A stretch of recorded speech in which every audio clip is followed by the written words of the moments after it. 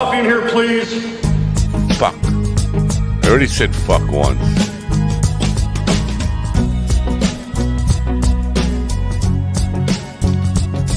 Throw another fuck in there. That's the second fuck of the day. And one more for good luck. Aw, fuck.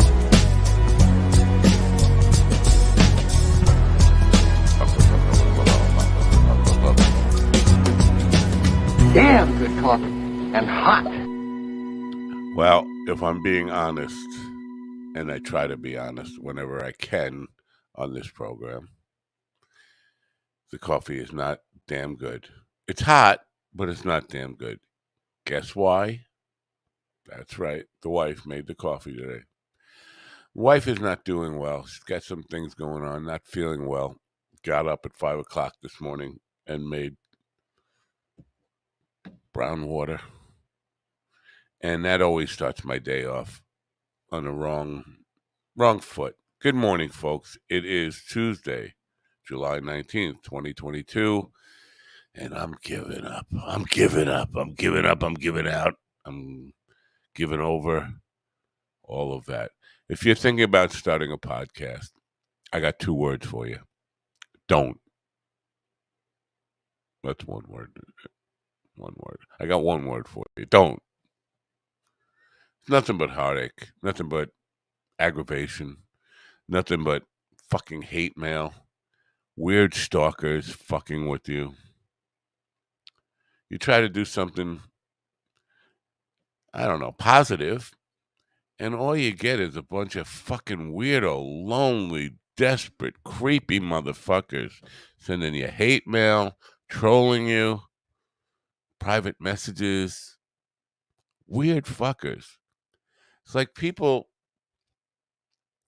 have no life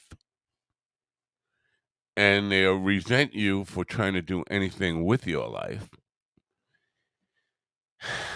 And so, there's a guy who's been in the chat room a couple of days now with some negative shit. And I did a check on him to see he's trolling everybody who does this, live streams on YouTube. Just goes to their live stream to leave negative shit in the comment section whenever he can. And not like he's really there for anything other than cause trouble. And he does it to probably 20 or 30 people for 2 minutes at a time. And then he emails people if he can get he emails me anyway with how much he hates what I'm doing. Well, my first response to that was, I guess I have a solution for you. Don't watch, don't listen. I absolve you. You don't have to come tomorrow and don't have to check it out. That just makes him madder. And more ugly emails come to follow that. So you ignore them, and it just gets more and more. Because they're desperate, lonely, needy, empty lives out there. Makes you feel like giving up. On top of that, I get probably a dozen hate mails a day about stuff I said on either podcast, morning, evening. Sometimes it's disagreeing with me. Sometimes it's disagreeing with the guest. This shit is it's temporary. It's here and gone, folks. And to be motivated enough by something I said or a guest said that you feel like you have to pen a long letter. I'm going to read some of these tomorrow. Or one day this week. I'm going to put together a best of worst fucking emails that I get. I think people will be shocked to see the amount of crap I get. So, if you're thinking about podcasting, I have 2 words for you. Don't. I say don't twice to make it 2 words. Don't. Also, if you're thinking about writing a book and self-publishing a book, I have 2 words for you. Don't. Don't. That's a lot of don'ts. All right. It's the same word over and over again, but it's a word that you shouldn't do it. Why? Man, it's a bunch of aggravation, especially the first one. The formatting, the editing, all the crap going back. I had a guest on last night who was expert in self-publishing, but she does it for business purposes, not necessarily memoirs, not necessarily novels and things like that. But the principles are pretty much the same. It's just a clusterfuck of aggravation. It's you think writing a book should be an enjoyable process, and maybe it is. Well, for me, it wasn't. It was really like forced labor. Uh, and I mean, when I say forced labor, I mean having to birth a child. But that's just the easiest part of it. Then comes all the bullshit of getting it published. It's soul crushing. I don't know how people do it. I gotta give credit. Well, some people, not naming names, just pay money to other people, like big money, to do it. If you're on Black Rose Publishing, for example, you pay them $5,000.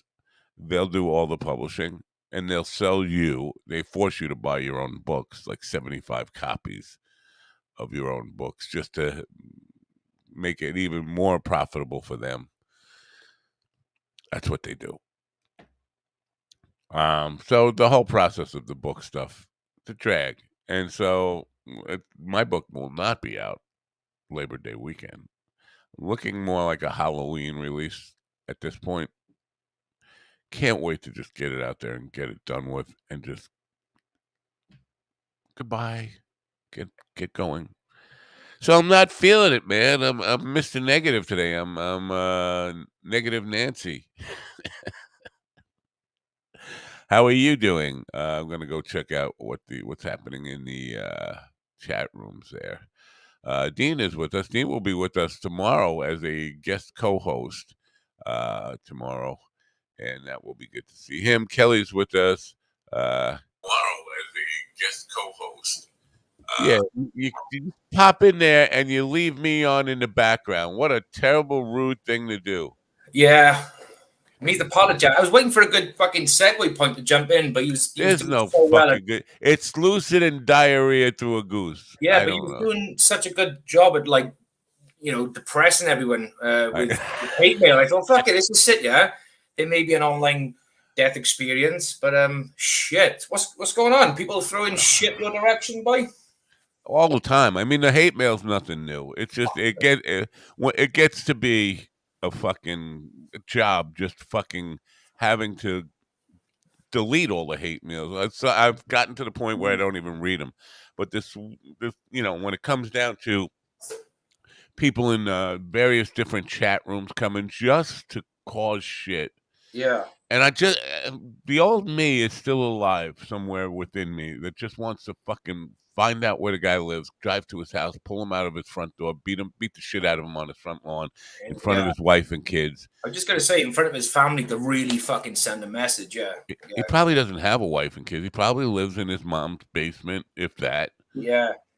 Well, he probably does have a family, but it's probably like online based, like the Sims game, where he's got to pay like a premium to like live in this fucking virtual world of nonsense. Yeah. Probably an incel as well. Right. So you guys doing a show today? No, Thursday you've got Dykes and Man. I think next. You keep switching it around. Who knows what you fucking guys? Yeah, no, Thursday is the main day. Just we've had to shuffle a few over the last 3 weeks or so. It's been fucking hectic. But I think a week Tuesday, I think we're doing Last Rites. I think we're doing a movie-thon with Brett Brock. We're gonna watch like The Predator, and we're just gonna do fucking. Oh yeah, I saw that. Yeah. So how does that gonna work? People have to get it queued up, and everybody hit the start button at the same time. Yeah, so pretty much we're just going to say, right, the podcast starts at fucking 6 or 7, and then we'll probably have about 20 minutes or so of just having a chat, get their asses comfortable in seats, and then we're just going to fucking hit play. And yeah, I was going to arrange for it. It's not going to work. Well, what we'll do, we're going to watch. You're going to have fun, right? So whether people are able to chime in and do it at the same time as us, great. But I think the idea is me, Brock, and Carl at least are going to be sort of synced up anyway. But it's going to be a big learning curve for us. It's going to be fun though. It's going to be good. Yeah, the production thing could work. It could work really good, but here's how I think it would work best. We need input. If you guys could now take it off the public feed and tell people there's a private feed, give people a private link. So if you're going to YouTube or Twitch, you can stream it so that they can actually watch it with you. You know, there's one feed, one start, and everybody sees the movie, like in the 3-screen. You know, the 3 commenters over to the side, and the movie's in the main box, like in StreamYard. You do it as a private thing, and you don't get banged or punished for the copyright infringement or any of that stuff because it's private. It's not going out. Well, this was the thing we were discussing where we mentioned it going back like end of last, early this year, was how can we get other people to see it without being taken down for copyright. So if there's a way around that, great. Obviously, we can. Yeah, you basically just set everything to private, and then send out the private link to anybody you want to. Even you can even put out the private link to the public. Yeah, and like a Patreon thing that's free. You know that. Right. Kind of okay. Right. That sounds like a good fucking shout. Yeah, because I think otherwise it would have been. Because you'd be blowing it. Like it will be out of sync, so you guys will be reacting to something that somebody hasn't seen yet. That would be all. Yeah. That's it's. Yeah.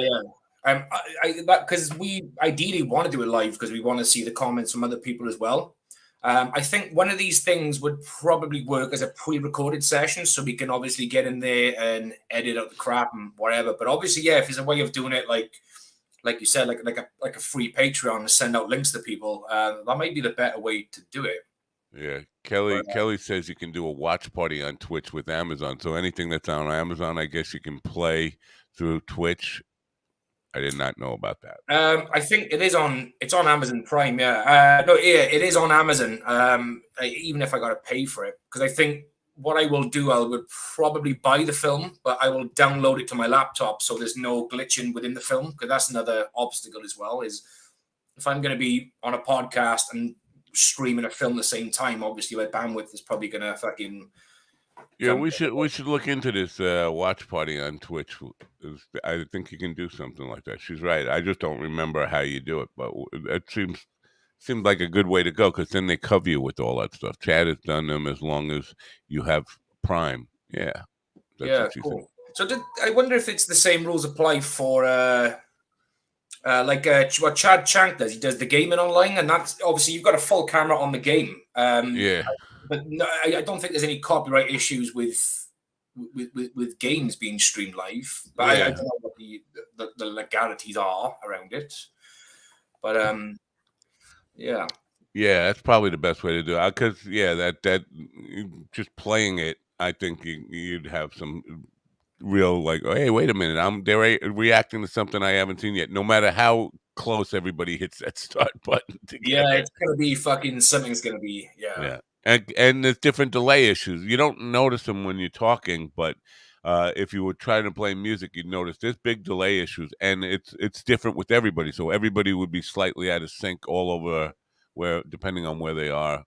Yeah, well, we learned that lesson from I think the Podathon as well, didn't we? Where there was a bit of a delay on some guests who were on, just slight delay. I don't think it was nothing excessive, but if you're doing like a movie-thon, then it's going to be a bit of a bitch.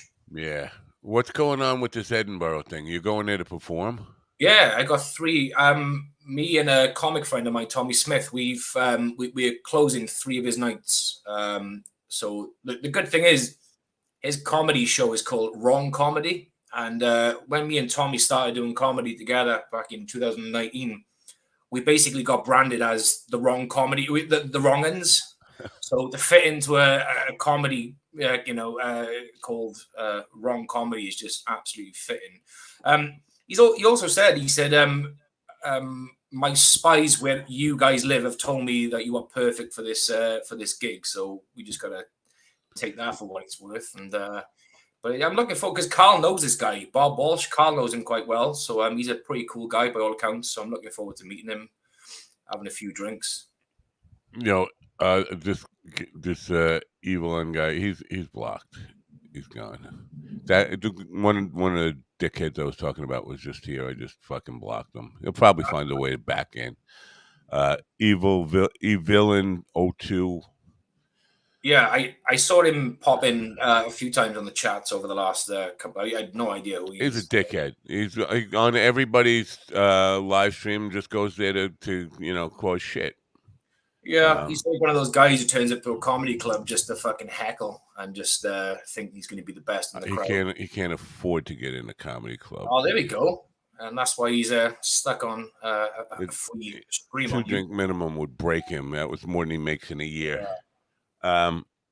So this Edinburgh thing is pretty big, right? There's going to be, quite a few people there.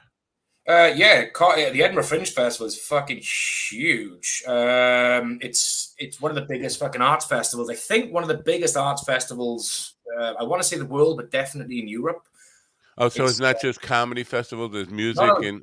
Yeah, there's music, there's jugglers, there's fucking all sorts. Because I've never been Edinburgh for the full 28 days of nothing, just arts. And people like rent out their garages, rent out their living room spaces for people to perform, just to do anything they want to do.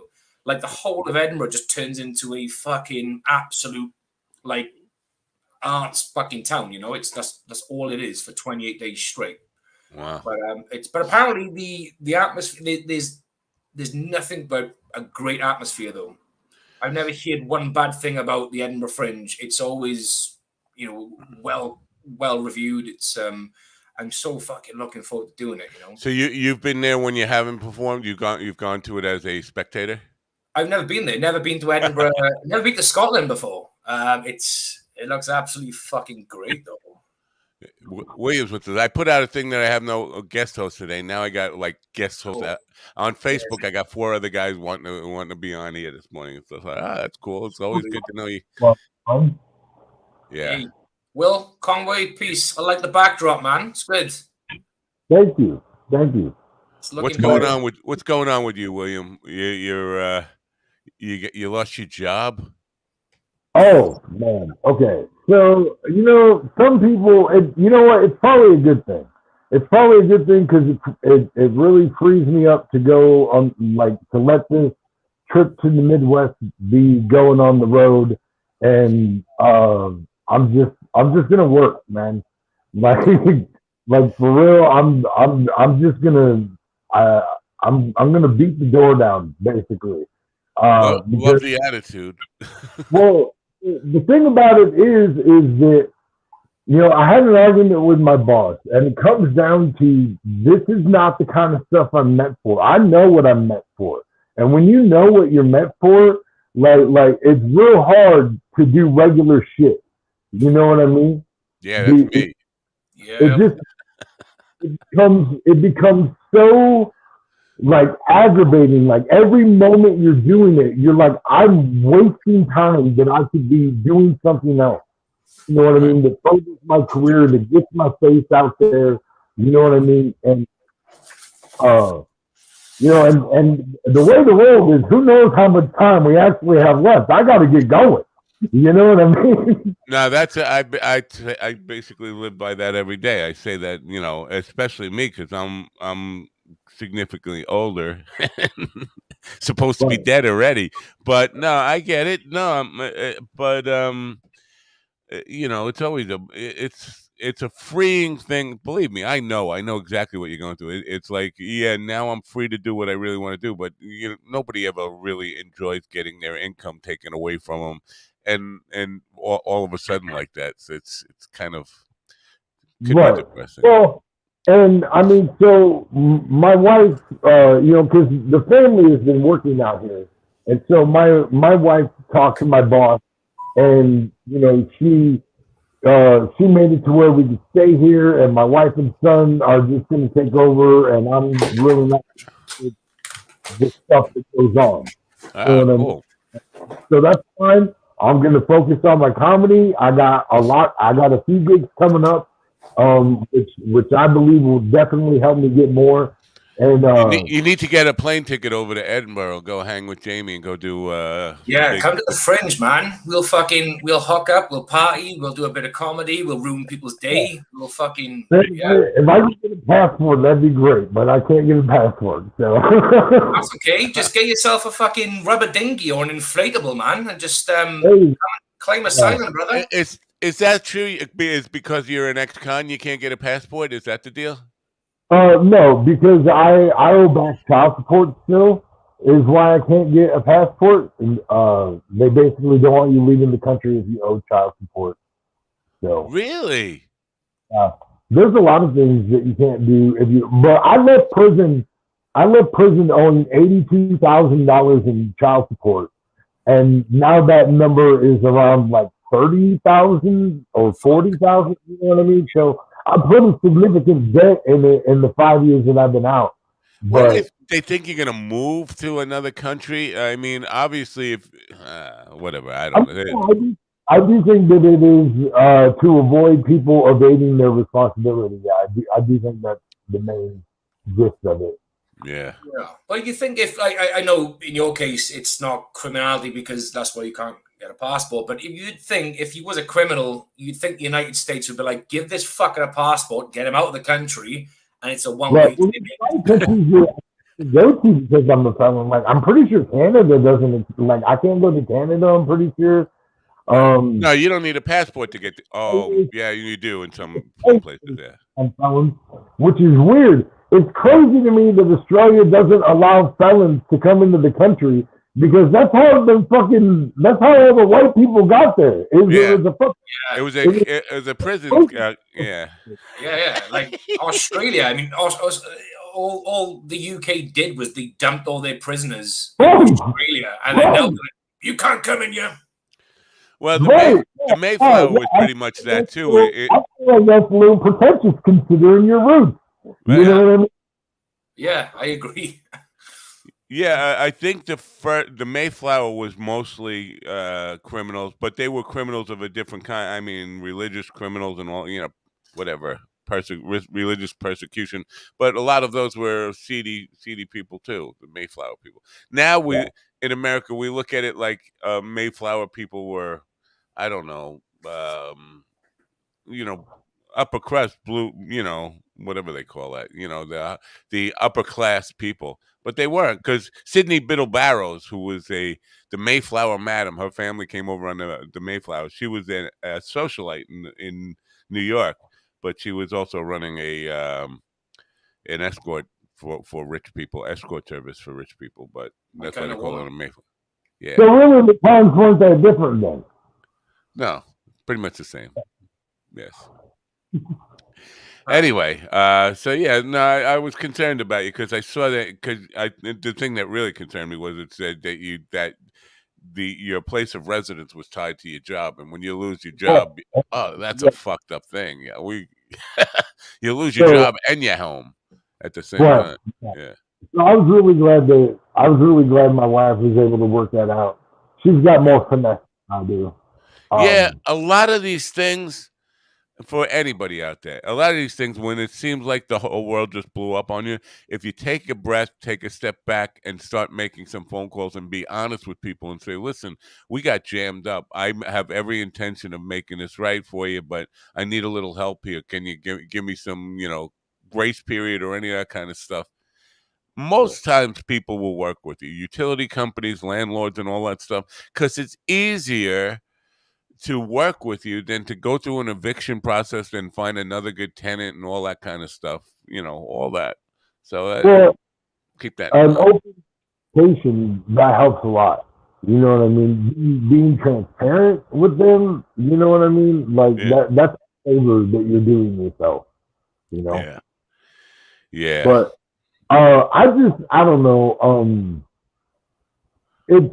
I definitely think that it was meant to happen. You know what I mean? And then also yesterday I found out that a relative of mine is going to help me do my ads for my shows so that we can really get some people in the door and reach our maximum potential audience on these shows coming up. Which that'll be a real shot in the arm if we can do that. You know what I mean? Help is always good, man. It's hard to do anything by yourself. Yeah. Yeah, especially if you've got a good, support network, friends, family that can do some, good admin stuff for you as well without charging. Then you've got to assist. So, Jamie, over in the UK, you got a heat wave going on, or is because that's what I saw on Twitter, but you never know. It's like 30 degrees. It's averaging between like 26 to 30 degrees Celsius, which in Fahrenheit is, I don't fucking know. I'm not sure. It's horrible. It's like I'm sitting down now, and my sweat is running through my shirt, like down to my back. The sweat from my my waistband is dripping down into my boxer shorts. My balls are getting stuck to my leg. Just like it's like basically going off the booze and the pills for 48 hours, and you just like beads of just sweat, just like.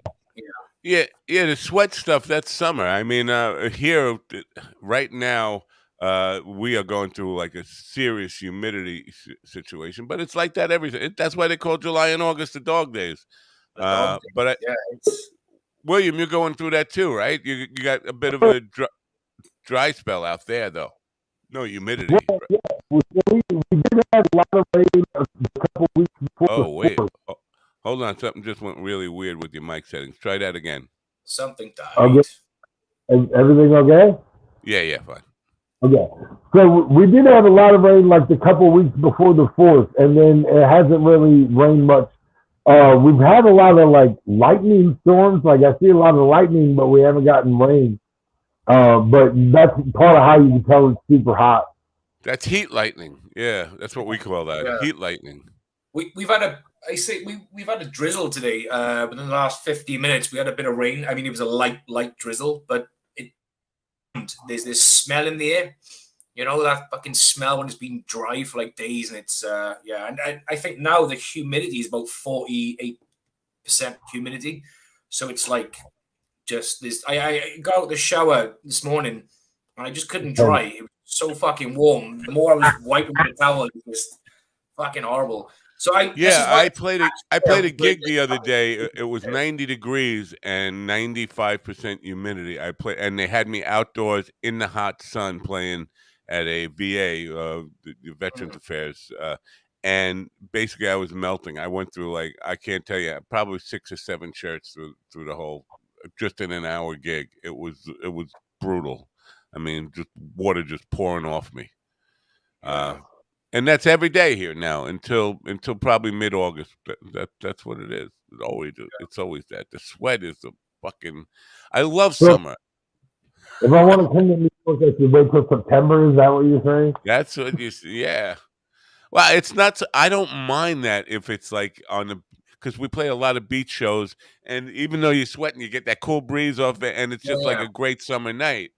But when you're just standing in the hot sun, melting, and it's 95% humidity, and you're just trying to, and you're drinking water to kind of keep your voice hydrated and all that kind of stuff, man, right. It just pours out of you. It's like pours off your head and all that kind of stuff. Yeah, it's a different kind of heat though. If you're by the sea, you've got that beautiful breeze coming through as well, and it's like any beautiful place on the Mediterranean. All their little towns are basically designed to sort of trap the breeze coming through. You got these old stone cold buildings, and they're just perfect. But in like the UK, it's not designed for this. It's designed for keeping you dry and keeping you warm because of where we live. It's a rock. The problem with all this weather talk is usually that we get this like hot chick with tits hanging out to do the weather. And in front of a map, and every time she moves, it's like she's gonna pop out. And I get excited by pop-outs. Do you guys still get excited about pop-outs? I mean, I'm 63 years old. I still a potential pop-out, not even a pop-out. It's like you're waiting for it. 100%. Yeah. I even find myself, if it's a picture of like a hot weather forecaster, I always find myself zooming into the picture just in case the camera didn't pick it up live, and I'll find that pop-out baby. I'll find that pink gem, at the end of that little burger nip, and I'll fucking zoom in, and I love it. It's great. It's nothing better. At the gig, we played a private party the other night, and I know these people are listening, so I should probably shut the fuck up. Because I got a couple of comments because I brought it up yesterday, and some people were listening and sent me emails about the comments I made. But I'm going to say it anyway because I don't fucking care. There was this petite girl with a really pretty little girl, but she was wearing this one-piece thing. You know, those one-piece like jumpsuits, whatever they call, and it was a little loose on top, no bra, but very small-chested, but still dancing around a lot, and I can't help it. I'm like an 11-year-old, just like who've never seen a titty, and just like really, really just. And even though it's like these small, petite little girl titties, I'm just like that. My whole focus. Your focus is there, man. Yeah, it's. I can't look away until I see it. Come on, pop out. Just give me a pop out, and I'll move on. We can move on. We can settle this thing. Yeah. Okay, so I think strategically, I think what's important is you got to learn how to like stare but look away. You know what I mean? Like learn. You gotta learn how to move so it's always in your peripherals, but it doesn't look like you're looking. No, you know I'm a creepo. I fucking stare. Yeah, you guys go straight I get yeah. Will got the fucking right idea. Like I got a funny story. A few years ago, we was in Spain, and I brought myself these sunglasses with a very light blue tinted lens. Okay, something a bit different. So I'm there now on the fucking on the bed on the beach, just lying there, just subtly moving my head and just looking. And then Keely's like, the wife, she looks at me. She's like, you do realize I can see your fucking eyeballs moving through those shit lenses you wear. I forgot. Usually sunglasses, you know, they're thick, they're dark. You can't see a thing. But she's there looking at my fucking eyeballs moving. I'm like, oh, cool. Oops. Yeah. Yeah, you gotta know that. You gotta. Oh man. Yeah. It's hard break. It is a fucking skill. Yeah. Like women, I don't think women appreciate the skill that goes into men. You know, subtly trying to have a bit of a perv. The dog don't give a fuck. He's just there like a fucking. Yeah. I don't know. It's a difficult thing for me. I'm like, I definitely know. You know, it's hard for me to look away. It's worse than a train wreck for me because I don't know. It's something in my makeup. Playboy collection I've been trying to get rid of. If you're, I don't know. No, it's not that because they were already nude, and they you know, that's I'm. It's the potential pop out, and you know what it is. It's I don't want to miss it in case it happens. It's kind of the randomness of it, yeah. Because if it happens while I'm not looking, that's like you're gonna be mad. I got chipped. Yeah. I got chipped. I did a show a while back, and afterwards, my wife tells me that this bisexual girl like made out with her, and I was like, "Dude, I'm supposed to be able to watch that stuff." I was like, "Why did I not get to view this happening?" You know what I mean? You definitely need a dashboard cam or something going on constantly for that stuff, so you don't miss any of that stuff. Or an alert system, you know, your phone just beeps and all of a sudden you know.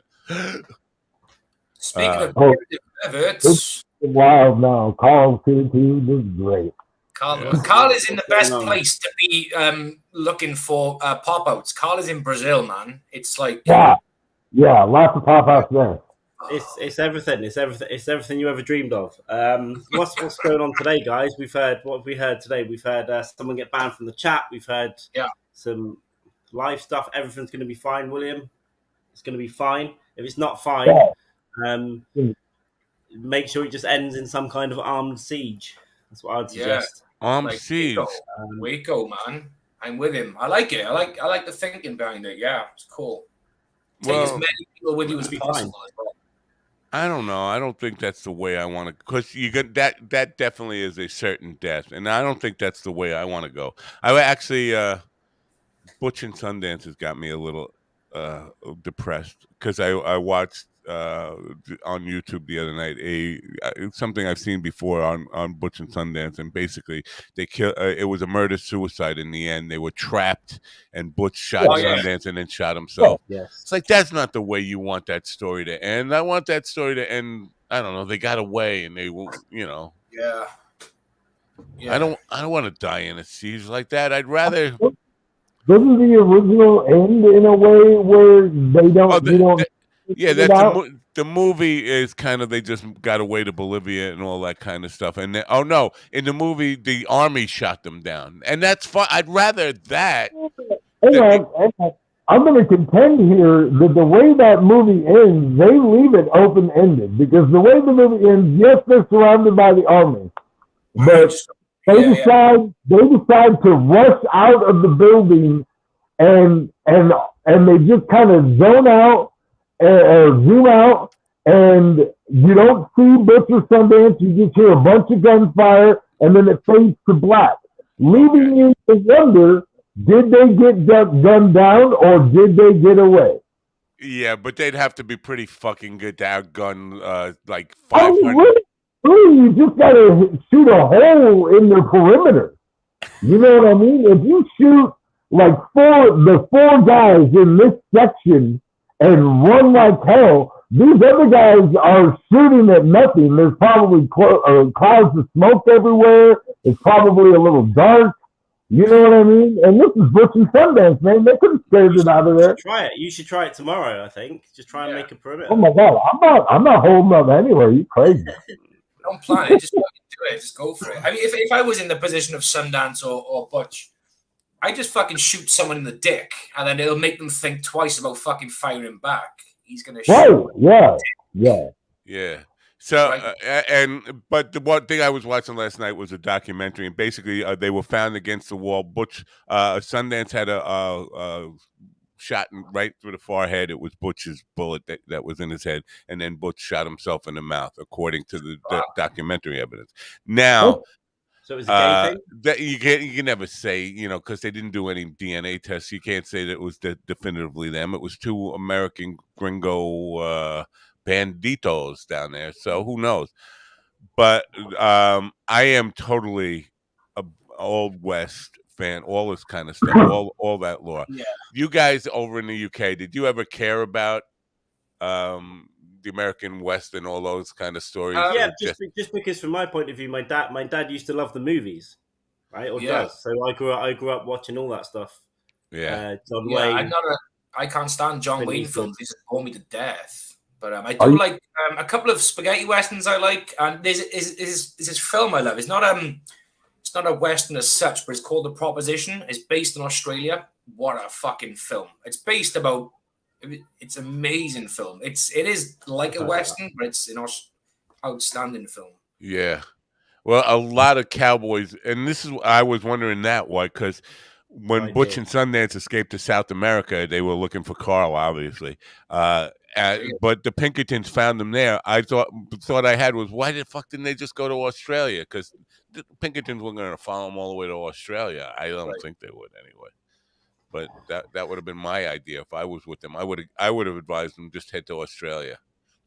But where William is, everything is about Billy the Kid. New Mexico, if it's known for anything, if it's got one rock star, it's Billy the Kid. Billy the Kid is the biggest celebrity in New Mexico still. Oh, it's New Mexico. I heard there was a town in New Mexico called Truth and Consequences. Is that right? Yeah. I'm not sure. Yeah, I only heard that yesterday. It was named in the 50s after a radio show or something. Yeah, there's a Truth and Consequences, New Mexico. Not much of a town. What a name for the town. No, it was named like in the 1600s or something. New Mexico has some of the oldest established civilization in America, in the United States of America. It wasn't part of the United States because it's Mexico, right? Yeah, it was a territory. It wasn't even really part of Mexico or the United States. It was just out there. It was just a territory. Yeah. And so, and some battles were fought there. But so I've been like deep back in the rabbit hole of the American West because almost all these banditos, the Jesse James, Billy the Kid, Butch and Sundance, people like that, they all have stories that the official story wasn't true. They didn't get killed here. They actually escaped, and they had people claiming. There was a guy who claimed to. J. Frank Dalton claimed to be Jesse James in the 1940s or something. Brushy Bill Roberts claimed to be the real Billy the Kid in the 1950s. They all have those stories behind them. If you're American, can you call yourself a bandito, or is that cultural appropriation? What's going on? I think it is cultural appropriation. The Duggar gang that calls themselves that. Yeah. They're out there making tacos. It's wrong. The frito bandito. I am the frito bandito. Well, Kat, actually, there were like 5 or 6 people that volunteered to co-host today, but none of them can replace you. No, it takes a lot of manpower. They all bailed. Yeah. Unbelievable. Yeah, I mean, look at what had. Look at all of this. Oh, I'm going the wrong way. This over here. All right, keeping things all over the map here. Jamie posted a picture of his legs this morning, and I couldn't find a way to share that with Scott Curtis for some reason. Maybe I got behind the legs. bits. Apparently, I have legs like an undeveloped child, which there has to be a way to. I don't know why I could not tag Scott in that. I think it's very important that Scott sees that immediately, so we get some reaction. They're the ones. Yeah, baby. Please, they don't look bad from that angle. It's from the side where they look weird. Yeah, it's from the side where they look like fucking Ian Dewey legs, just like polio child. What's with that? Have you had like have you had rickets or something? What? No, it was just the angle. I think I was wearing like fucking tight shorts as well, and they were just like they just didn't look good at that angle. I do have skinny legs. You look like a little kid. I mean, it's not just your legs. You look like a little kid. You look like a little kid with a beard. Well, you know what they say: get as young as the kids you feel. It's if you put your beard on Halen and stood next to him, I don't think we could tell you apart. Yeah, you probably couldn't actually. He's a bit he's a bit more fucking muscly as well. He's got more muscles than I have. But then who hasn't? Okay, have you ever raced him? Raced him? Raced him, a foot race. I run around with him. I haven't raced him as such, but I'm sure he could be. I mean, he plays rugby, so he's probably fitter than I am anyway at the age 11. So he's probably faster than I am as well. Here's what I want you to do. I want you to get at some point in the very near future. I want you to get Keely to videotape this. You running a 100-yard dash against him. All right, I'll do it. And I'll send it to you, and then we can put it on a poll. Right. He's got better legs. Yeah, everybody. I'm putting this out to everybody in the chat rooms too. Just send me some really humiliating stuff that makes you look terrible, and I will use it as I can, however I can. Cool, bro. I mean, if you want humiliating material, just go onto my YouTube page and just see some of my first stand-up gigs. They were fucking atrocious. Yeah. I was there for a few of them. He hosted some of the shows. Fucking. Yeah, that's true. So, are you staying off the pills? Where's Carl gone? I don't know. He just disappeared. That's Carl. He just does that. He pops in. He pops out. He pops back. He loses his Wi-Fi. He pops in. He pops out. He comes and goes. There we go. He's a come and goer. No, you got to get off these pills, these opioids, these whatever. I know I'm lecturing you, but I'm also I have more. I got to stop smoking pot, man, because it's making me sleepy all the time. Too fucking sleepy. Yeah, but I reduce my consumption of opioids. Keely's made sure of that, so I'm okay. I'm all right. Well, the way to make sure of doing it is throw them all in the bin and go to the doctor and say you're addicted, so don't give you any more. That would be the way to get off them. That's it. That's one way to do it. Yeah, you want to stay addicted. This is the problem. You have to get to a conviction within yourself that this shit is gonna ruin all your ambitions and everything you want to do. Yeah, all I do now, I wake up, I take a citalopram, I take 2 painkillers, and I have a cup of coffee, I have a smoke, and I feel sort of good for the day. It's I don't chew them like I used to. But, this is intervention. Great, okay, the intervention. But yeah, no, it's I'm okay. I'm fine. This kind of intervention is good because people can't see the cars parked and just drive past. Because that's generally what happens.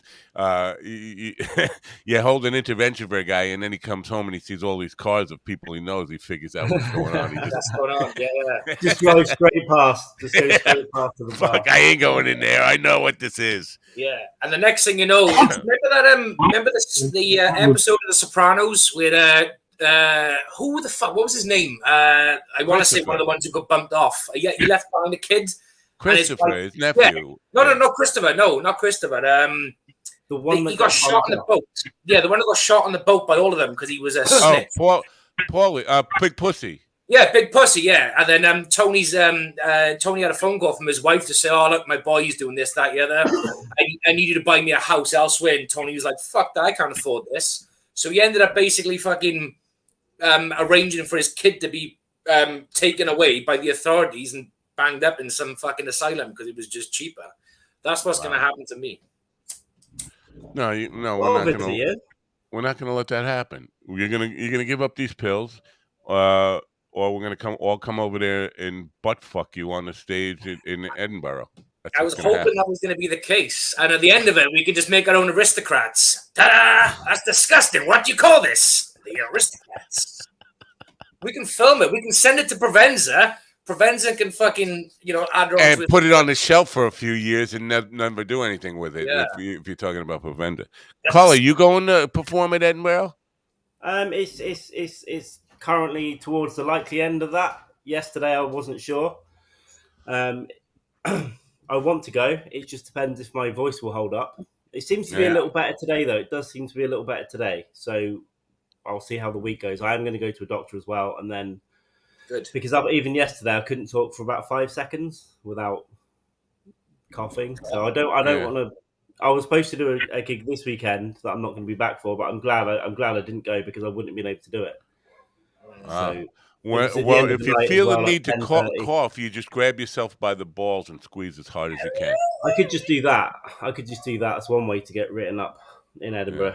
Yeah. Edinburgh's mainly full of wankers trying to get discovered and be famous. And then try and put on their hour where they have a serious section in the middle. And then they all get into debt on their parents' credit card. That's basically what it is. Could it cost you 10 to 20, 30 grand to go and put on a proper show if you want to rent a venue? Yeah. And then you've got to make it back. Can we talk about the photo that you posted on Twitter yesterday? Because it was a mystery thing. Yeah. What the fuck? You said, forget what you said about it, but traumatic or something. Dramatic. No. The first one I just said, good news from here, bad from everywhere else. And then I said, no, I meant that was too dramatic a post, bad news from one other place, which is basically me thinking about not being able to gig for a while. But it was the police department. I was thinking you got arrested or something, no? No. I had to go there I went there to extend my visa yesterday, but I went Friday. And got turned away because I didn't have one of the documents I didn't think I needed. Every city's different. Every person's different with what they want. But I went there yesterday. Now, I may or may not have stretched the truth in some of my paperwork. I may not have. I'm pretty good. I'm pretty good at making documents, is what I'll say. I'm pretty good at it. So, I had a nervous 30-minute wait, stood outside the Policia Federal. And they came out and just said, no worries, there's your extension. Have a nice time. Amazing. When bands play this certain venues, upscale venues, some of the venues require certificates of insurance for up to $1 million. And none of these bands have it. And that's when they all come to me and say, can you make me, can you Photoshop me a certificate I'm not of saying, I'm definitely not saying whether I did or didn't, because that would be fucking, you didn't. You definitely didn't. I wouldn't back it, but maybe I did, maybe I didn't. I'm pretty good at all kinds of stuff. I did, many years ago, I did it to get into an apartment. I made up fake companies, fake character references, because at the time, the 2 years before, I didn't exist. I didn't have a bank account. I didn't have a passport. I didn't have anything. I did not exist. I earned cash, no tax being paid. And so I just had to create everything in 2005. Unfortunately, I can relate to that story all too well. But I got in and I slowly built a real life that exists in the digital world now. That was a long time ago, but yeah, I haven't done anything like that for a long time. But this is when he was Matthew, yeah? This is when he was known as Matthew Mann. Yeah, Mateus, yeah. Mustafa. He was known as Mustafa, D-Man. D-Man. No, all good. I was feeling a bit down yesterday, actually, about it, because I was thinking, had a chat with Jamie, goes, well, maybe it's long COVID. Then I read an article about long COVID and think it sounds like it. And then, but today I'm a lot brighter, so I'm still going to go to a doctor, but I think within a couple of weeks now it's going to shake off. But I'm going to go to a doctor anyway just to check things out, and the doctors are pretty good here, despite what you might think. So cool. Yeah, so they are very good. Sorry, Brad. So they are very good. Yeah, they've got a really good health system. They've got a socialised health system in the first place that's built on the British NHS, and then they've got a good private system. Most of the doctors were trained in the US or Europe. They've got it's pretty good. It's the problem they have here is logistics, right? So because it's a country that has Amazonian tribes, huge metropolis, mountain villages, and huge gaps between rich and poor. So the reason they can't always get good medicine everywhere is literally logistics and the way that the country's set up and bad politics. But the system itself is pretty good. I know a few people, doctors and stuff here. So surprising. Cool. Yeah, I was watching. I've seen it before years ago. It's just on the topic of doctors going from the States, but this is in Mexico. It was a film called Dallas Buyers Club. It's a true story. Matthew McConaughey. So Matthew McConaughey's character gets AIDS in the States, but he can't get. They looking to push drugs on him, which are going to shorten his life. Yeah. He ends up going down to Mexico.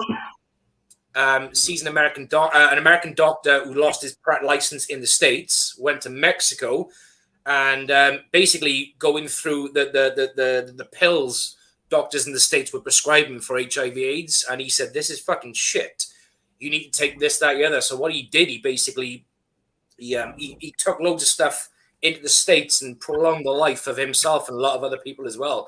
But at the end, the nearer he was coming to the end of his life, he just done it for non-for-profit, just done it just to keep people alive as long as he possibly. No wonder they took away his license and excommunicated him or expatriated him, whatever that is. Yeah. Because the big pharma probably hated his fucking guts. What do you mean you're giving his shit away? So haven't there been problems in the past in the US with basically big pharma more or less bribing doctors to prescribe certain medications, certain things, like use this brand, and then you get a kickback? Yeah. I had a holistic pharmacy guy from San Francisco, and he sells all kinds of, and he's a doctor and a pharmacist, and basically has a lot of stuff that works on all sorts of stuff, but he's constantly having to battle with big pharma. He's even gotten like mafia type visits from people, like they're fucking ruthless. These fucking, because there's billions and billions of dollars. Whenever there's billions and billions of dollars, somebody is going to go out of their way to protect that. There's been some good pushback that hasn't there in some states, because I watched a couple of documentaries on oxys and stuff like that, and how widespread over prescribed things like that are. But there's been a bit of pushback the last couple of years, isn't there, against some of it. There's a great on Disney Plus Michael Keaton show is called Dope Sick, and it's about the Oxycontin drive into the States, and it goes through the addiction, it goes through the lawsuits, and it goes how they got through the technicalities of providing Oxycontin as a non-addictive pill. It's a phenomenal story.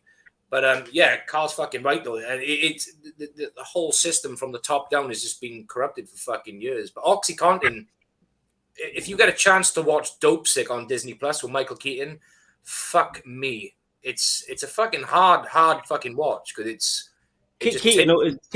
Everything Keaton does at the moment is phenomenal. And there's another documentary that was on Netflix called "Take Your Pills" a few years ago. I think that was about the same thing. I'm seen it. Yeah. Interesting.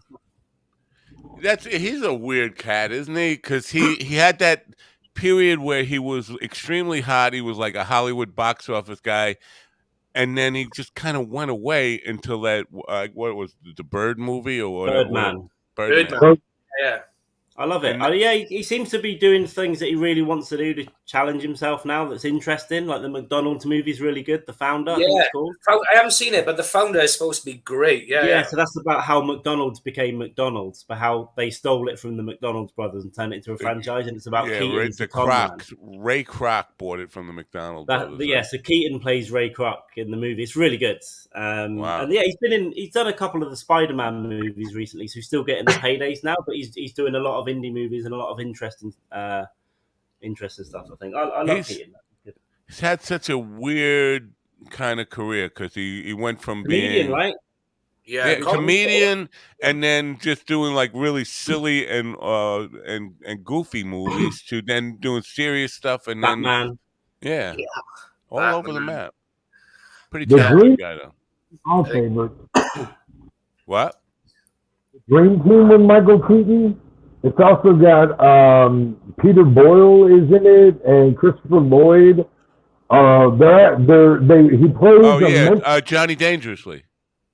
No, it's called The Dream Team. Oh, because all those people are in Johnny Dangerously too. Movie. Oh, right, and he's got a couple more movies where some of those guys are in there too. At least like the guy, I don't remember his name, but the guy who played the guy who always liked baseball. He was one of the crazy guys that just talked baseball all the time. I saw him in like 3 or 4 different Michael Keaton movies. Cool. Yeah. I always like kind of have a group like that. Yeah. Like Adam with his crew and. Yeah, Johnny Dangerously was a fucking great movie too. I mean, a great comedy because there were so many cool lines in there that were at the time they were like appropriated into like like The Godfather or JFK Back into the Left. Those lines that came out of that people would repeat all the time until everybody got sick of hearing it. And like basically like Goodfellas, funny how, funny I'm funny. Funny how? Like a clown, do I entertain you? What do you think of Oscar? I just watched that for the first time the other day. My wife showed it to me. I've never seen it before. It's with Sylvester Stallone, and it's definitely a spoof movie. Like, it's ridiculously, like, it's full of ridiculousness. I don't know it. Never heard of it. Yeah, it's called Oscar. It stars Sylvester Stallone. I'm pretty sure it's from like the late 80s or early 90s. Interesting. Oscar? And it's a mob. Like, he plays a mobster that's trying to go straight. Like, this is the first day of him trying to go straight.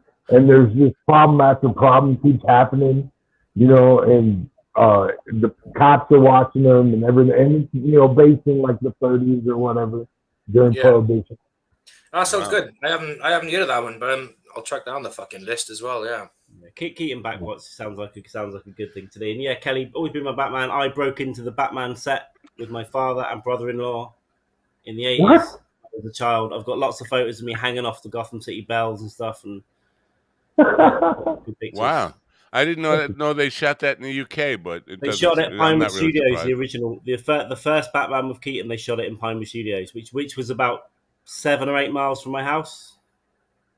That wasn't Tim Burton directing that, was it? Yes, he did the first 2. The second one that was kind of tame for Tim Burton because usually his direction will take things a lot more unrealistic, I think, or surreal. Yeah, I think he definitely had his touches to it, but I think he wanted to balance a bit of the Batman lore as well with his own ideas. But it made it he took it away from the TV show, I think. Yeah. And I think I love that.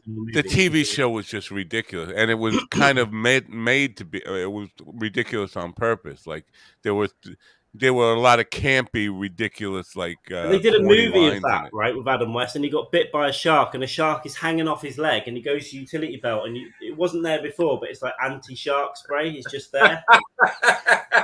He had his shark repellent on his shark repellent. Utility. Amazing. Yeah. we're having a big problem with that right now, and we're not used to. I mean, we've had sharks. Of course, Jaws is about Amity, which is based on Amityville, even though they put it in Massachusetts in the movie. That whole the captain is based off a guy who was based in Montauk here. So the great white sharks are. We've had issues with them, but right now it's like Australia crazy. We're having shark bites every day at our beaches. Sharks showing up everywhere. We get in the area I'm in now. You actually get great whites around here sometimes as well, and they come right into the bay. Right. But not too often, but it does happen. But as far as I know, sharks don't even like the taste of people, but the great whites are aggressive, right? They'll just bite. Yeah. They won't taste you. You'll be gone so quick that it's like a peanut. You're like a peanut to a great white. It's like like a wasabi peanut if you don't like wasabi, because most of them they'll take a leg off and then go, "That's disgusting," and spit the leg back out. They're not even eating you. They're just like, nah, that's fucking rude. Listen, if you're gonna bite my arm off or bite my leg off, at least if you pick the fucking one at the buffet, eat it. Don't waste my extremities. Right. So you got a lot of sharks out there, William? Yeah, in New Mexico, we're swimming with them. Yeah. No, what do you got? Sharks. What do you got? You got snakes? You got what do you got? You got scorpions. I'll tell you what the bane of my existence is right now. Hey, dog. But couldn't kill these prairie dogs or nothing. But yeah, there's snakes out here, rattlesnakes. So you hear them coming, but I'm deaf, so I don't hear it. You know what I mean? So I just watch where the fuck I'm going. Down. No, in Portales, where I lived, there were no fucking rattlesnakes or anything, and that was desert. But there were not. I never saw a rattlesnake. Never saw a scorpion. Nothing the whole time I was in New Mexico, and that was birds of prey. My friend that's out that way said he was dog sitting, and he showed me the dog's back. It was covered in talons, where a bird tried to pick the dog up in someone's garden. Wow. But so you had to watch every time it went outside. That's to just watch it and just make sure it didn't go too far. If it's a small dog, it looks like a fucking rabbit to a bird, right? They're like, I'll have that. Yeah. Well, we like where I live, every now and again there's this big, huge fucking heron bird, huge fucking thing. The wingspan's massive, and they will pick up a fucking small dog or a baby or whatever. They're midget. A midget. They'll grab a midget. Yeah. They stay out the way, but they're big fucking. When I was a kid, I remember walking down to my local park to meet my friends, and all I could hear was, and I fucking looked up. There was just this heron just fucking flying over, but the wingspan is so fucking powerful. I don't think I've ever seen one fly. I've seen them chilling out in the lake or something. Yeah, turkeys are like that. Turkeys are like fucking pterodactyls when they fucking fly over. Dangerous shit. I've never seen a turkey fly. Yeah. I don't think turkey fly. Yeah, they fly here. If you scare them, because I'll get like 100 of them out on my front lawn. And if the you farm walk out, ones are clipped, aren't they? Probably. I've only seen them at the farm where they clip the wings again. This is just the Holocaust for you guys. Just line up. They sleep in our trees. They go up in the trees at night, and that's just a fucking weird thing because I'm kind of deaf. From too many years playing in the rock bands and stuff, and I don't hear them. But everybody's like, those turkeys sound so fucking spooky up in the trees. I'm like, I'm not hearing it at all. But you look up, and they went up trees. Yeah, they fly up into the tree and they sit up there. I've only seen a turkey look stupid, and I've eaten a turkey. Right, Christmas, never 2 times. They got these necks. They look like they just given birth from their neck. Just fucking horrible cunts. Hank is probably barking at the guest who's supposed to be here, but he's not here. His name is Jerry Diamond. Guest. Jerry Diamond. He's a comedian. Looks like to me, again, he's another one that I don't know anything about. But it looks like he started comedy in 2012, which is, that's 10 years in. He should be. Right. If it's going to happen, it's going to happen by now, right? 10 years. That's how long it takes to get competent. Right. So I Googled him this morning, and all I found was obituaries. 10 pages of obituaries. Like, this can't be the same guy. But he's not here. Well, have you seen the picture you're having him on and you think you're trolling? It could be. So it says no, he died in 2021. I talked to him just the other day there and we sent go. him the link here. So Maybe he faked his death. I'm happy to bail when he comes on. You don't need 5 people on here. yeah, that's fine. Whatever. So then I Googled myself, and I usually wait till after the show to Google myself, but Died 18th of July 2022. In COVID, bitch. And basically, when I Google myself, I used to dominate everything like me, but there's another Matt Napo now, a kid out of Rochester, New York, who's a musician and a computer science student at University of Rochester. So he's taken over the Google. He ranked first, which upsets me, but he's a computer science student, so that explains how and why he ranked first. Exactly. Yeah. But it concerned me a little because when I looked at him, his picture is there, and I said, "This Matt Napo looks a little bit like my son." Where you been? Wait, you better do some math. This is my concern. Get the Pythagoras theorem out. Where was I 20 years ago? I was never that fertile to begin with, to be honest, because my whole life. Happens when you don't expect it. Yeah, but I wouldn't be surprised if one of those times, because I fucked way too many women and never used any protection to not get. I only got my wife pregnant once. Yeah, all those times, hundreds. I've made a lot of errors in the past, and I sometimes think there could be a psycho out there with a kid. But that's word coming out of prison is that I was gonna have like baby mamas coming out the woodwork. Yeah. Well, why? Because they know if you're coming out of prison, you got no money anyway. So it's not like baby mamas will only come out of the woodwork if they know that you can help support. So one of my kids I actually met while I was in prison because his mom basically tried to use me. I thought you were going to say you met him in prison. Like it was crazy. So this is the true story. What I'm telling you is absolutely what happened. So it's like the day before Christmas, I get called down to the case manager's office, and she informs me that I'm gonna have a special visit tomorrow with my son, who I've never met, who is like 12 at the time, and his mother are going to come in and have a special visit with me. I did not approve of any of this. Like, I was not even, I guess I could have got called for the visit and not shown up, but I didn't think that was, that wasn't the right response. But this was not how I wanted to meet my son. And the reason that she brought him is that he'd been having a lot of problems. And he recently had taken his PlayStation controller and bashed his sister in the head with it in a fit of anger. And so his mom was like, you know what? I'm going to show you need to shape up. You're going to go meet your dad in prison. And it was the most uncomfortable, visit of my time, for sure. It was probably Why did you beat your sister's head in? What did she say? Of my entire in prison. Dude. Fucking hell, Will. That's intense. That's really fucking. I had 2 more visits with him, and then a few phone calls, a few letters, and then he told me that he didn't want anything to do with me. Did you know? Did you know he was? Did you know he existed before that? So prior to going to prison, I had heard rumors about Sarah having a kid and her saying that it was mine, but there was no paternity at that point or whatever. Wow. We didn't do a paternity test until I was in prison. Wow. Well, and so do you still keep in touch with this son? No, he doesn't want anything to do with me. And last I knew, I don't think he was doing all that well, but he didn't want contact with me. I know where he was living, but I haven't heard word about him for a few months. And he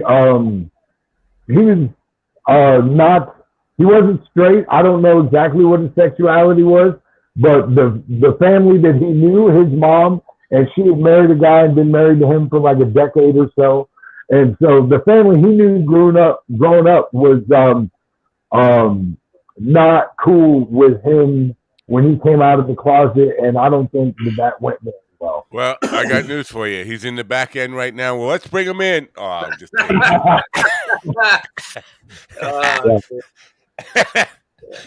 That would be good.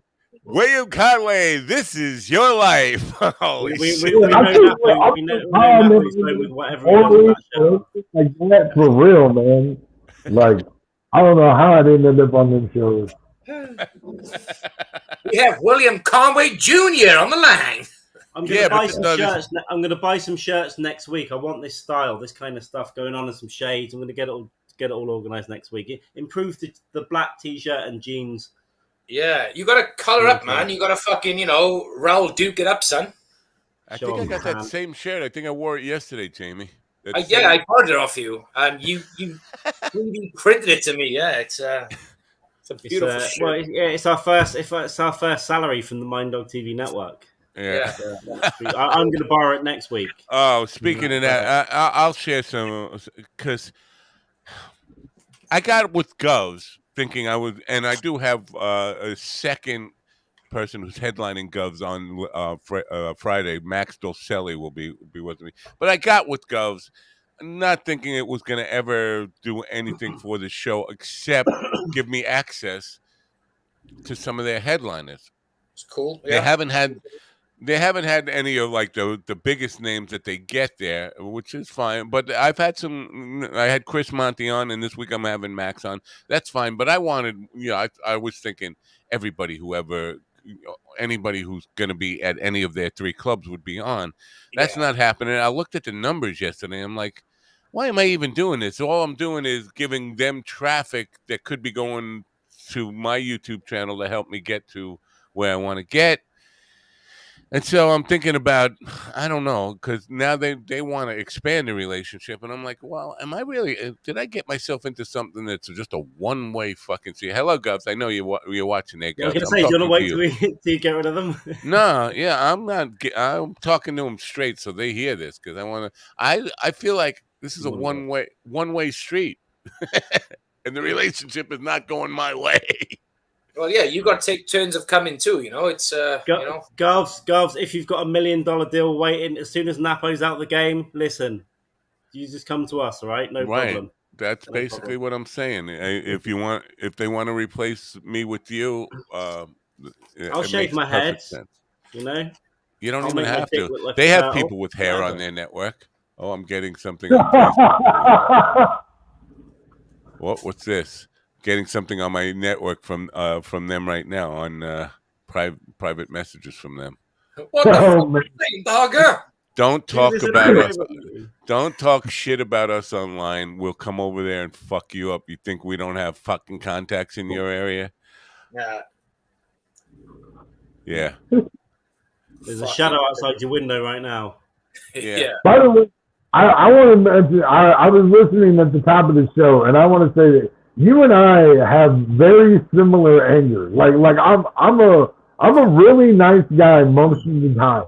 But man, like when people irritate me, the things that go through my mind are absolutely terrible. Yeah. Most of my anger now is inside. I used to be out. I was very angry a few years ago. It just went out a lot. Most of the time I keep it inside. Sometimes it will come out in the street. I want to write a movie. I got so much twisted stuff in here. I should really write a movie. I've done several mass shootings inside my. No, I'm going to give you the same advice I gave to podcasters and book authors. I have 2 words for you if you're planning on writing a movie. Don't, baby. Don't. Why? I think it's a great idea. It's a great idea till you actually you do it, and then you say, "How do I get it out there?" All the business stuff of it. Right. I will say that I'm thing for the business side at all. But I know where you're going, Matt, with it a little bit. But with you saying that, then nothing will get done. People have got to take risks to get a documentary done, to get a book done. I know it's fucking nigh on impossible, and from what I hear, especially books I've heard are an absolute fucking nightmare. It's like getting your testicles cut off, and then they put them in your throat. I like it.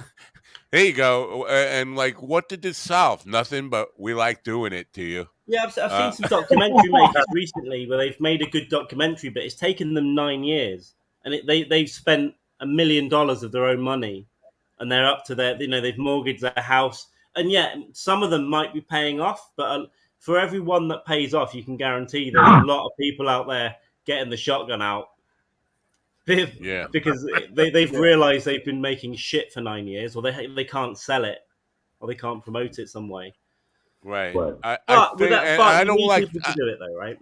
I don't want to be a dream crusher, but I think that's it. I think part of this thing is Triggered. if you're young enough that you have a network of people that will invest in your idea emotionally, energetically. I don't mean necessarily with money, but people who will be on your team to really, really support your idea and follow your lead, then a movie or a documentary or all this kind of stuff is good stuff. But if you try to do it all by yourself, it's a fucking mountain, and you'll find it's an immovable mountain if you're trying to move it by yourself. And so, the book thing has been it's been hell. It has been hell. And even I enjoy blogging. Writing the book was not a fun experience for me, but that was the good part of it. The writing, which was not fun, and then the rewriting, right, and the drafts and the notes. I'm rewriting again because I have a developmental editor that said the approach I took was not necessarily going to work with mass audiences. It was well, I've written large pieces of work that have been that's taken me years and been hammered by other people, but I've not done a book yet. But it must be a similar thing, I guess. You think you've got it, and then it's like, nope, you pretty much got to start again. Sometimes you get consistent advice, sometimes you get given some advice, you do it, and then someone's mind changes. No, well, actually, we should do it like this. Then all the formatting. You really have to trust your editors to know what they're talking about too, because if you don't trust them and you're always second guessing what they're saying, like, no, I think I had it better than them, and I know I don't. There are many editors who know a lot better than me, but if you don't trust your editor, you got to have your own gyroscope or whatever, right, to navigate yourself. But at the same time, you got to trust expertise a little bit sometimes, and then that means giving up something that you've been holding on to, whether it could be a whole chapter of your book, right? And they might say, this has got to go. But it might. The woman on my show last night said to me, "You know your audience best," and I was like, "No, I don't. I don't know my audience at all because I have 3 or 4 different audiences for everything I do. The audience for this show is not the same audience for my evening show, which is not the same audience for my band or my website production work and all that stuff. I have different audiences for all different stuff. So I don't know who my fucking audience is. Who's interested in my book? I don't know. Well, a book's really involved in a film or a script or whatever else, but in comedy as well on a smaller scale, there could be a joke that you really love, but it's just not landing. Lots of times you've just got to go, bin it. It's got to go. I love it. Yeah. Maybe you can come back to it in 3 years, but it's not working right now. But the same with a book. Yeah, you might have to lose the most important part of it to you, and when you make a film, it might be that you have to lose that scene or that character even that you love, but it might make it better overall or more marketable or something. Yep. Yeah, I'm struggling. I'm definitely struggling with the book. So, but I do think it will. I'm pretty sure Halloween weekend or around the end of October it will be out and all that kind of stuff. It's the right time of year. Yeah. And all the marketing for it, though, now that because she was talking about doing pre-launches and creating a buzz and all this stuff, and she's talking about 2 different things: pre-launch as a kind of like a mini crowdfunding thing or a real crowdfunding thing. Like, that's shit I got to learn about.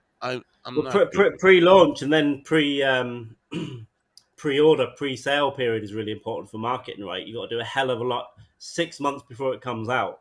Right. Building up to it. And I couldn't nail her down on that because I asked her, like, what's a good period of time for doing this pre-sale stuff? Is it a month, 2 months, 6 months? She wouldn't give me a straight answer.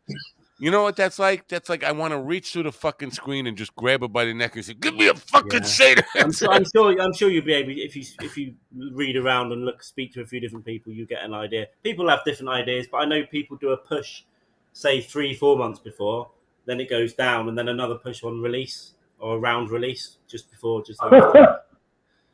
But there we go. Same way I take a shit. Yeah. So what would you do with this guy, and not just this guy this morning, but whenever? Because I get, I get my fair share of no-shows. This guy reached out to me today, and it's most of the guests who are no-shows for either the evening program or this have reached out to me. It's not like I went to them and said, please be on my show. They sent me a request to be on the show and then don't show up. How would you handle that? Because it depends what it is. It depends what the excuse is, but you can only use the excuse once. If your dad's died, that's it. That's it. That's the only time you can use that. I had a guy whose mother died that morning, but he actually had the courtesy to say, "My mom died. I have to show me a picture. My mom died suddenly last night. I have to take a video and move her hand, and if it stays there, all right, one strike. We know you're fucking golden, back baby. Next week. But I mean, if they give you a yeah, I'm back on. But if someone just ditches and fucking doesn't even give you the courtesy of saying I can't come on, then I wouldn't fucking bother again, personally. Yeah. It happens. I've forgotten stuff. I don't do it often, but I've fucked up before. Not really as like being a guest on a podcast. I don't think I've ever done that, but there's definitely things that I've forgotten until the day, and then think, "Fuck, I can't do it, or I can't get there." But it's not often. It's very rare, actually. I'd say the people who are on my evening show for the most part pay to be guests on the podcast because they're promoting, right? Yeah, they're not paying me. They're paying the publicist who got yeah. Oh, sure. Okay. Yeah. And it turns out it's big money. I'm finding out because I saw one of their ads. $1,297 for $1,297 is a discount for their 6 month package to get them on podcast. Mind Dog Publicist Inc. Right. Couple of assistants ready to go. There we go. No problem. All publicists do is send fucking emails. Right. And I'm a little conflicted by it because I would never charge somebody to be a guest on my show, but I also don't want to kill somebody's business. But it feels weird that you're taking, as a business owner, taking all the profit that you're charging for them being on my show. So you take the 1,200 under Mind Dog Publicist, or you give them your platform on this, and you help them get on 3 or 4 other podcasts. That's all they're doing is emailing, "Hey, I've got a client. I'm a publicist. I've got a client. Really wants to come on your podcast. Get them on some shitty podcasts, and then pocket the 1,200. And anyone we push away, give us a finder's fee. Cash out, baby." Now, one of these matchmakers, and I won't say which one, these sites that are made to hook podcast guests up with podcast hosts, they're doing a pretty cool thing now. Whenever you complete a podcast, an actual episode, when you complete it, you let them know. They send you $20. There we go. That's something, right? Yeah. There you go. Something for your fucking time. Penny for your thoughts. I don't know what they're charging guests to sign up for their service. $120. Right. Yeah. And the thing is, I probably, cause I was looking through it last night, I probably have had about 300 of their guests on over. Yeah, no. This is my turn. You said it with Cat and her cocktails last week, and a contract in as their publisher. Let's start a business. Let's start because it's all a grift anyway. A lot of agents, right? A lot of comics want an agent. Why? Yeah. You're just going to give them money to sit on their fat ass. I'm a tour manager. Are you? Let me see what car you drive. Let me see the car you drive. I know a couple of comics with tour managers, and I go on there. I go through their fucking entire life, and I share it with my friends. I'm like, look at the car he's driving. Look at where he eats. You want that guy to build your career? He's a slob. He's a fucking slob, yeah. And Carl, like me, he obviously, Carl he's done comedy in South Wales, so he knows more South Wales comics than I fucking do. But a lot of these guys, the ones who do the Edinburgh Fringe, they always share on Facebook or Twitter, "Oh, I'm with this fucking agent, by the way, and this agent doesn't produce or provide fuck all. It's. Well, I know a lot of people with agents now, and some with big agencies, but it's just a lot of them. It's not worth it. It's almost like a status symbol. I've got an agent. Good. Now you're giving 10% of that 50 quid you earn every 3 months. Yeah, that's pretty much what it is. Yeah, you're not getting that regular paid work, and you're giving this guy. But some of them are useful for some things. That conversation I had with Greg Winfield on here, because he's just turned full-time pro and he hasn't got an agent, but he's saying, I'm going to try and do it all myself for a while, see how it goes. If he gets success in it, he gets to keep it all. But I think if you are at a level of success where you are in like constant fucking, can you do this, can you do that, then it's worth paying someone to basically, fucking work your diary for you. It could be a manager, it could be an assistant, it could be an agent. Yeah. It depends what you need, but just to get an agent, because a lot of these comics have an agent, a manager, and a tour manager. That's 30% straight away. This is why partially why I have this whole idea of expanding Mind Dog TV into like a network thing, like Gas Digital or what's the other one? American. There's an ATC, All Things Comedy. Yeah, because I'm getting a lot of approaches by those kind of people who will. Now, a lot of them don't deal with comedians, and of course, comedians are not going to pay to fucking be on shows and all that stuff. But a lot of them are reaching out now. I got a couple people who are very interested in network sponsorships, not necessarily program sponsorships, but they're more interested in like the network, the website bucket, the app, sponsoring that kind of stuff, and lots of them. I got 2 more yesterday. And this is really appealing to me. If there are enough shows, enough content on there, it could be a regular revenue stream. Now, the problem... go ahead. From their point of view, from the advertiser point of view, it's they're getting more outlets for less money, because they can just go, right, we'll give you this much, which would be more than I give you for one show, but we can spread this across everyone. And when each of those shows get more eyes... Right. And this is where my 2 words of negativity come in again. Don't. Because I'm very tempted to go down that way and start that as a business model. But when it breaks down to, okay, I got all these shows now and the revenue's coming in, the right thing to do is to pay those shows what they deserve for bringing in. You have to kind of come up with a model that measures who's bringing in what revenue and who deserves what, and you got to open your books to people and all that kind of stuff. It becomes a clusterfuck of legal business that I don't want to be in. That kind of, I'm not. I don't know if you need to get stuck in the mud. That, I mean, what you would probably, it's difficult. Maybe we should talk about this privately as well. But fuck no. I might want to be like that. I want to say the N word. If you're bringing in like a level of sponsorship, that's enough. If you've got, say you start with 4 shows, right, and you get X amount of money, even if it's $100 or $1,000 or whatever, everyone agrees, right? We need this much for the server space and the website, so you're all putting that into a pot.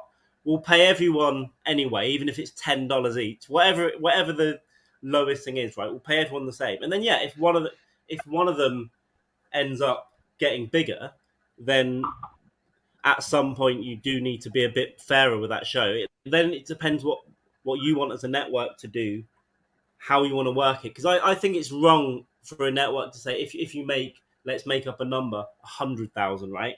And you want to keep 90% and give 10% to that show that's blowing it up.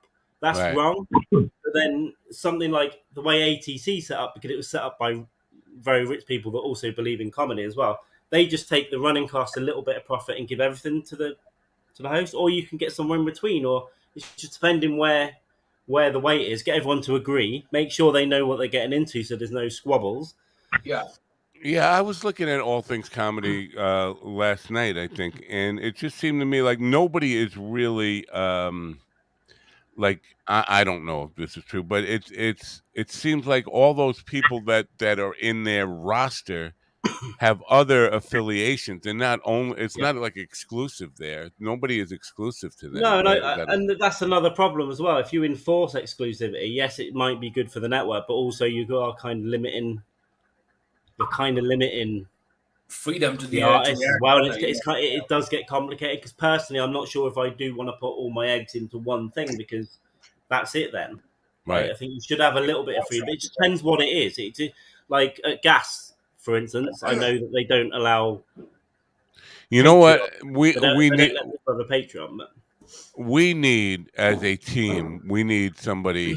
We need a Brian Epstein, a guy like that. Yeah, a business guy who said, "Listen, Jeffrey Epstein." Not Jeffrey Epstein. No, he was the wrong kind of business. That's for vacation. Yeah. Well, yeah, I mean, Epstein. I'll be your Jeffrey Epstein. From nothing to one of the greatest band on the fucking planet. So yeah, if you can find your fucking Epstein, then you're winning. But the last too many Epsteins. The thing is, you could end up looking for your Epstein, but you could end up with like a McLaren, you know, and get completely fucking screwed over. All right. Well, arrived. Maybe he's arrived. I see a white screen back there. I'm if he pops in, I'm happy to bail to get someone off the screen. Yeah, we'll see what happens. I don't still don't see a camera live for him. Jerry, if you can hear me, I see a camera live now. All right. Let's try bringing him in. Carl, if you want to step out, you may, but you're welcome to stay as well. This is Jerry Diamond. I believe he's from Albany, New York. I see pictures of him in Sarasota Springs, Florida, doing comedy shows. I really can't figure out what the hell's going on with Jerry Diamond, but we'll find out. Let's just ask him. Bring him in. Jerry, you there? No, you're a black screen up here. Why? Now, I see a picture down there, but up here I don't. Why? Jerry, no. That's weird. Jerry, maybe try leaving the studio and coming back in, if that makes sense. Yeah, you can, Jerry, maybe you can try leaving the studio and coming back in, because we're not seeing you or hearing you. Now, at the bottom, but we should be seeing him there. At the bottom of your screen, you'll see a settings thing, but it looks like it should be working. I don't know why it's not. Remove Jerry, edit mic settings. No. Nope. Yep, he left, and maybe he'll be back. Anyway. I'll be back. So, so they were sitting around discussing doing a movie based on old-time composers, and Stallone said, "I'll be Beethoven." And what's his name? The butt muscles from Brussels. That guy. He said, "I'll be Mozart. I'll be Beethoven." And then Arnold Schwarzenegger said, "Come on, guys, I'm not going to say it. I'll be back." I'll be back. Oh my God! I have to fucking tell a joke out. Sorry, I got fucking sidetracked by a dream crusher. What? He's looking in the Look, put them both next to each other. You can't tell them apart. Fuck out of here. What was he saying? Fuck shit. He was on about shit and fucking shit. Oh What has Carl got on his back window there?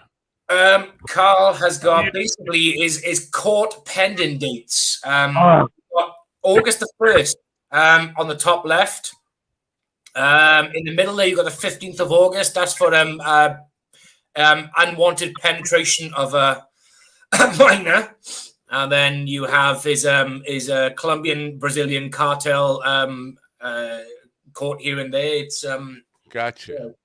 Now I want to share with you guys something that I've been inspired by Husky Boyo to try to drink myself to death.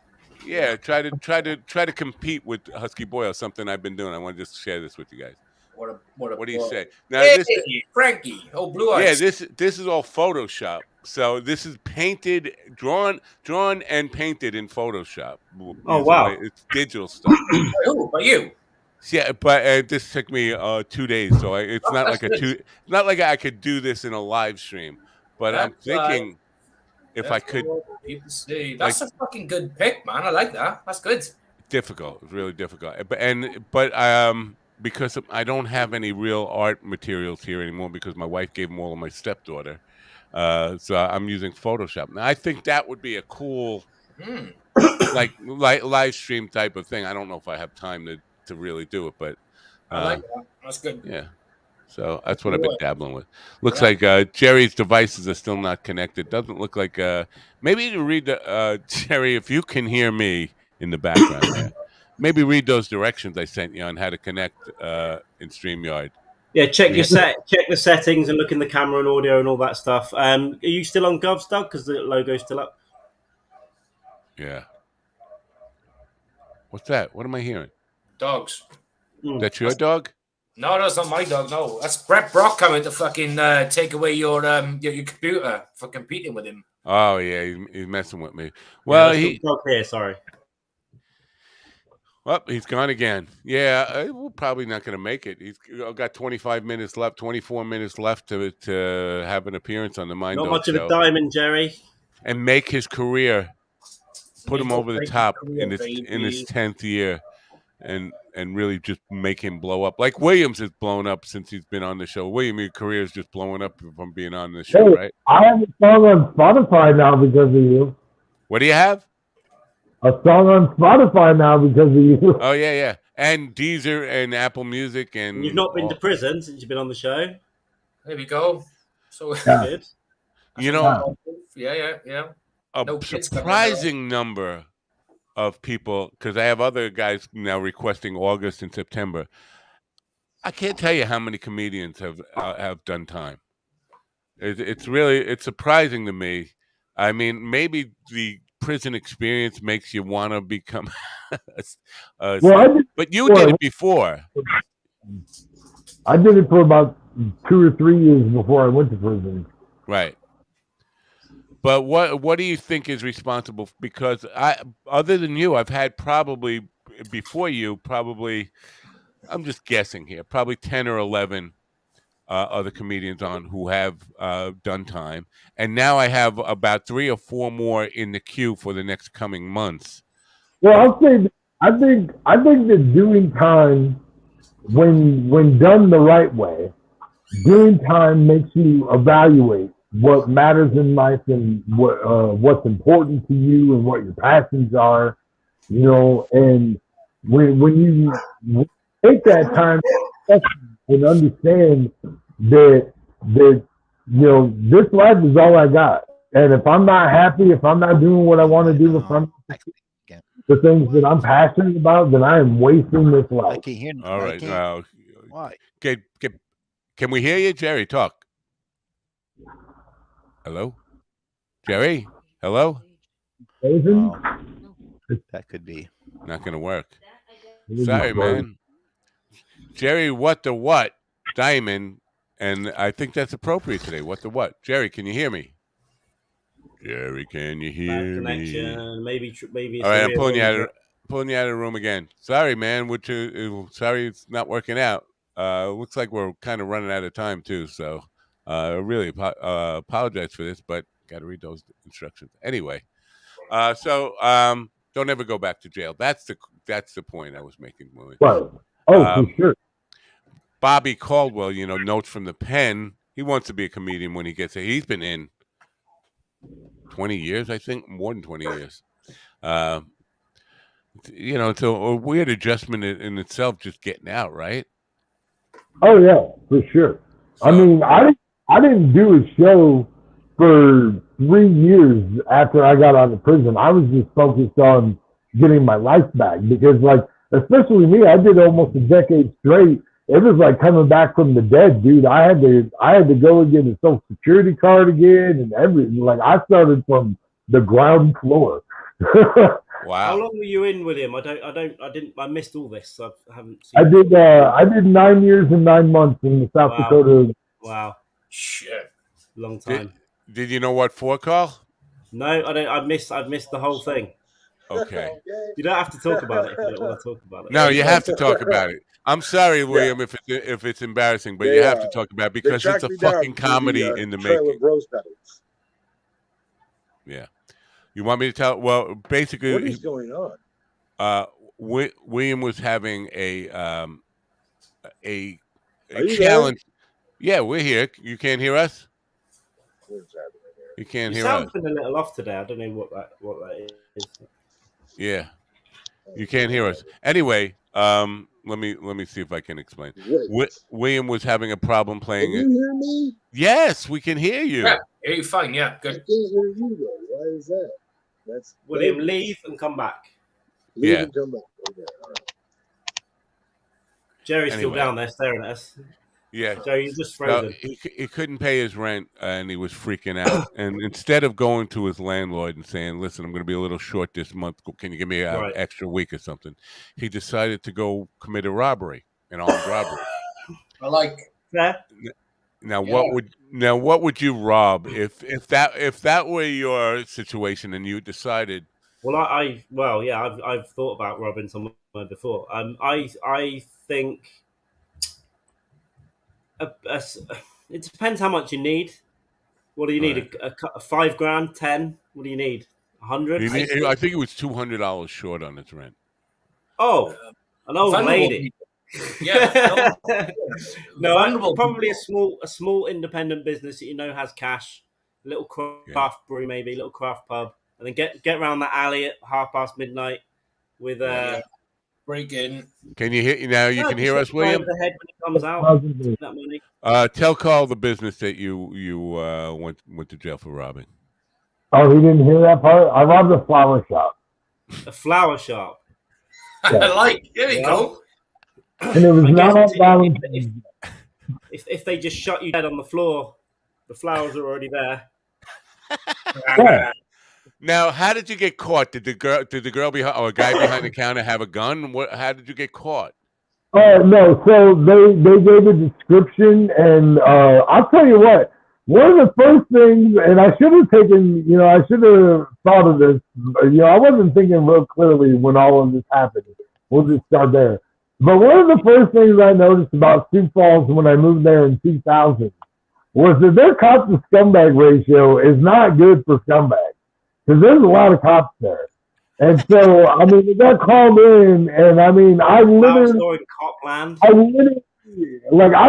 seeing the cop, pull off of the street and come swinging around onto the street that I was on. He just happened, it was no bueno. Oh. So they had my description right away. They called me in 5 minutes. It was terrible. Oh, man. We're going to give Jerry one more try here coming in because he's a trooper coming back and forth. I had to go to my phone because this wasn't working on the computer, so I had to go on my phone. All right. Can you point it up a little higher so we see your face instead of just the bottom of your head? There you go. Hi, everybody. How you doing? It's going well. What the what? What the what? That's my stage name. What the what? What the what? What? You can always say what the what. It's always my thing. It's instead of saying, I know they swear a lot, so I say what the what. Say, for instance, that my sister-in-law got pregnant again for the 13th time, and I say, what the fuck? I say, what the what? Yeah. Or some girl said, hey, you're a good-looking dude. I'm like, what the what? No, I'm not. I'm fat. All right. Now, is it? No, I'm not even going to go there. So we're glad to meet you. We don't have a whole lot of time, and we got an echo going on. I don't know why we have an echo going on. Want to introduce the lineup, Matt? Huh? I don't know. I don't think. Let me see. Mute you. Check. 1 2. No, I'm still getting the echo. I think it's Jerry who's giving me the echo. Check 1 2. I'm pretty sure it's Jerry. Yeah, it's Jerry. When I mute him. Sorry, Jerry, man. It's not working out technically with you. What the what, man? What the what? I was on mute. So we'll have to figure out a better way to do this. So, but if you can, I'll shut up, and so you can just give us a little bit about yourself. Let us know where you play, and let me know where the hell you are, because it looks like Albany, New York, but I don't know. Yeah. So You're right. You're absolutely right. I'm on Albany, New York. Yep. I'm in a little town called Valencia, New York. People call it Valete, but I'm Valencia, New York. I've been a stand-up comedian for 8 years now. I'll be performing at the Funny Bones this Sunday in Albany, across Gates Mall. That's where the Funny Bones is now, in upstate New York. So I'll be performing there this Sunday. Wow. Cool. So I'm doing things a little I'm being a little clever here. I got you muted while I talk, and then I'm going to mute me while you talk. So Funny Bones is a big club. Are you headlining? Are you opening for somebody who's a national headliner? No, I'm just in the middle of the act. Oops. Time to say goodbye to Gubs already. So hold on just 1 second. Let me mute you 1 second while I do this. Governors, I'm sorry to say such rotten things about you today, but I think we need to see each other. I love you. We both need to. I think we need to start seeing other people, Govs. Well, I'll talk to you about it offline. But I think, I don't know. The relationship might be not what's serving either one of us. So, but we appreciate you being here today, and we'll certainly be here tomorrow for you. Yeah, I know I'm breaking your heart.